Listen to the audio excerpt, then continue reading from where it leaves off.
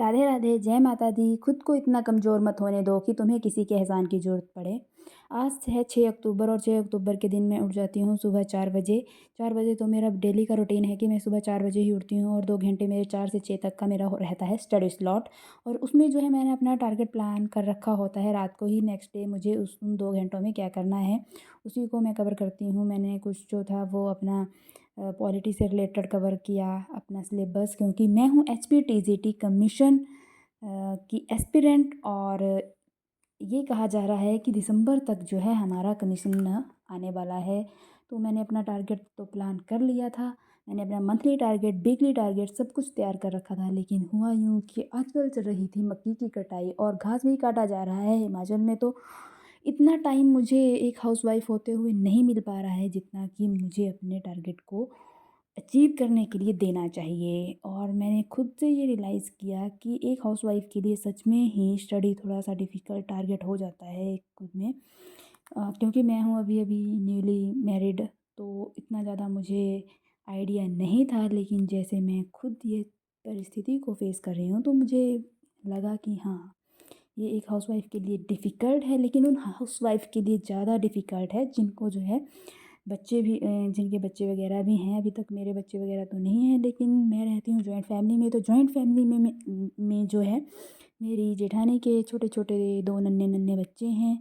तो अगर मैं बाहर का काम नहीं कर रही हूँ तो मुझे उनको तो देखना ही पड़ता है। जैसे कि ये है हमारी गोपू, और गोपू को इस टाइम पड़ गई नींद, थोड़ा-सा शरारत करने के बाद। तो बच्चों के साथ जो है स्टडी एकदम से बहुत ज़्यादा डिफ़िकल्ट टारगेट हो जाता है। और थोड़ा-सा शाम के टाइम मुझे टाइम मिलता है आधा कर घंटा, तो मैंने थोड़ा-सा अपना पॉलिटिकल जो था वो रिवाइज़ किया। और उसके बाद मैं थोड़ा फिर से अपने वही डेली रूटीन काम वगैरह जो भी होता है, खाना वगैरह वो तो चलता रहता है। वो सब करने के बाद अपना सोचती हूँ कि अब मुझे क्या करना है।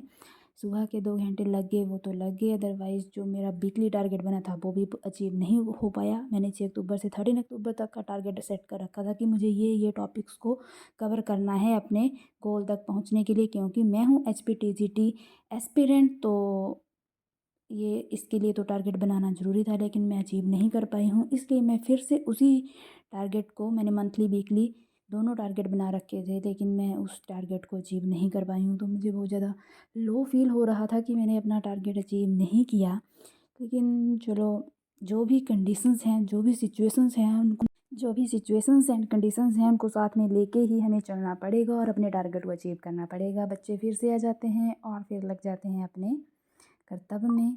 तो वैसे कहा, जो हमारे नेपोलियन हिल हैं उनकी जो बुक है थिंक एंड रिच ग्रो, काफ़ी ज़्यादा सही बुक है अपने आप को मोटिवेट करने के लिए। तो उसी के अकॉर्डिंग कुछ पंक्तियाँ हैं, उनमें कहा जाता है कि जीवन के युद्ध में हमेशा वही नहीं जीतता, जीवन के युद्ध में हमेशा वही नहीं जीतता जो सबसे ताकतवर या तेज होता है, बल्कि जल्दी या देर से जीतता वही है जो सोचता है कि वो जीत सकता है।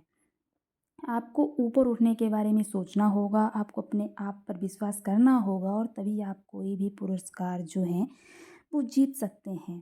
तो यही है कि अगर आपके अंदर जो है ये इच्छा है कि हमें ये इस कार्य को करना है, तो आप सब कुछ कर सकते हैं। प्लीज़ चैनल को लाइक करें, शेयर करें एंड सब्सक्राइब करें।